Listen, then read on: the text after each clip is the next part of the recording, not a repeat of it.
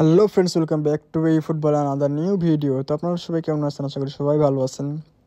তো আজকে ভিডিওটা মূলত হবে কোন কার্ড বেস্ট, নিকো উইলিয়ামস নাকি ভিনিসিয়াস। নিকো উইলিয়ামসের এই কার্ডটা আমার কাছে পার্সোনালি খুবই ভালো লেগেছে, বিকজ এর ড্রিবলিং প্লাস স্পিড অ্যাপ্লিকেশন আমার মানে বলতে গেলে ভালো একটা কার্ড লাগছে, আমার কাছে পার্সোনালি ভালো লাগছে। আর সেই জন্য এখানে একটা রিয়াকশন ভিডিও দিলাম। সো আপনারা সবাই ভিডিওটা দেখতে থাকুন এবং লাইক অ্যান্ড সাবস্ক্রাইব করে দেবেন। সো আপনারা ভিডিওটা দেখতে থাকুন। So start.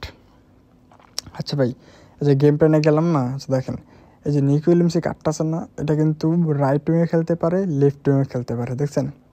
ঠিক আছে। আর ভিনিসিয়াসের এই কার্ডটা হচ্ছে লেফট উইংয়ে খেলতে পারে কিন্তু রাইট উইংয়ে খেলতে পারে না, কিন্তু এটা একটা সিএফের কার্ড, ঠিক আছে। সো সিএফ খেলতে পারে আর হচ্ছে লেফট উইং খেলতে পারে, কিন্তু নিকো উইলিয়ামস সিএফ খেলতে পারে না। কিন্তু দুজন দুই পজিশনের, তো তো দুজনকে দুই পজিশনে খেলানো বেটার।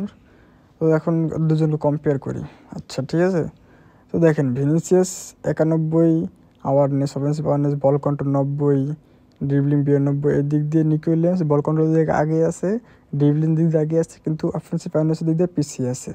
তারপরে ফিনিশিং 93, ভিনিসিয়াস এগিয়ে আছে। তারপরে হচ্ছে কিকিং পাওয়ারের দিক দিয়া ভিনিসিয়াস এগিয়ে আছে। এসব দিক দিয়ে হচ্ছে নিকো উইলিয়ামস পিছিয়ে আছে। কালের দিক দিয়ে নিকো উইলিয়ামস আগে সামনে আছে, এগিয়ে আছে। কিকিং পাওয়ারের দিক দিয়ে ভিনিসিয়াস এগিয়ে আছে। আবার স্পিডের দিক দিয়ে নিকো উইলিয়ামস আছে। অ্যাপ্লিকেশনের দিক দিয়ে ভিনিসিয়াস আছে। তারপর এই ব্যালেন্স দিক দিয়ে আবার নিকো উইলিয়ামস আছে। তারপর আবার হচ্ছে স্ট্যামিনার দিক দিয়ে আবার নিকো উইলিয়ামস আছে।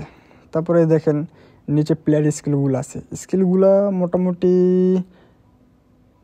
সবই আছে ধরতে গেলে নিকো উইলিয়ামসের কাছে, যেহেতু দুই পজিশনের কার্ড। সো